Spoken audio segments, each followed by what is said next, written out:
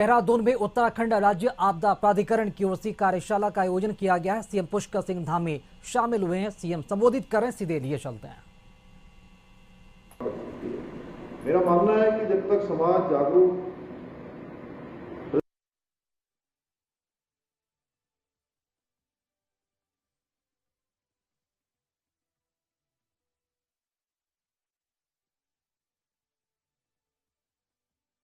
और सतर्क नहीं होगा, तब तक किसी भी सरकारी प्रयास का जो हमारा प्रभाव है वो बहुत सीमित होगा।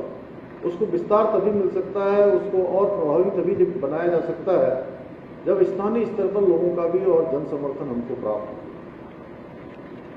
क्योंकि आपदा की स्थिति में स्थानीय नागरिक ही मौके पर उपस्थित होते हैं, इसलिए ग्रामीण स्तर पर आपदा प्रबंधन समितियां, महिला मंगल दल, युवक मंगल दल, युवा समूह, महिला समूह, स्वयंसेवी संगठन, रेड क्रॉस एवं अनेक ऐसी संस्थाएं जो प्रशिक्षित एवं उनको एक सशक्त बनाना भी अति आवश्यक होता है।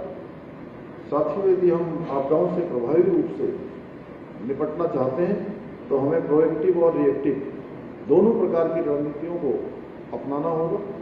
जैसे हमने 2024 में गौरीकुंड में बादल फटने की घटना के दौरान प्रोएक्टिव अप्रोच अपनाकर आपदा के प्रकोप को काफी हद तक कम किया था और हजारों लोगों को वहां से हमने निकालने में सफलता प्राप्त हुई थी। और मैं स्वयं उस दिन वहां पर पहुंचा था लिपचौली में, और काफी तरह का, चूंकि उससे पहले पूरी रात भर आपदा रही, देहरादून में बड़ी आपदा थी उस दिन। देहरादून के साथ साथ टेहरी में, गुत्तू में और घनसाली क्षेत्र में बादल फट गया था, जहाँ के बारे में विनय रोहिला जी बता रहे थे। और सच में आपदा के समय में हम लोगों के साथ खड़े होकर तत्काल रूप से उनको मदद देकर बहुत प्रकार का जो उनका मनोबल बढ़ाने का काम कर सकते हैं। उस समय जो उनकी एक बहुत ऐसी स्थिति होती कि कोई हमारे साथ नहीं है, उस समय हम उनके साथ खड़े हो जाए तो उनका काफ़ी दर्द कम किया जा सकता है। और जो रोहिला जी ने बताया, यहाँ पर मैं गया था, वहाँ पर बादल फट गया था घनसाली के पास, और बादल फटने के बाद एक बहुत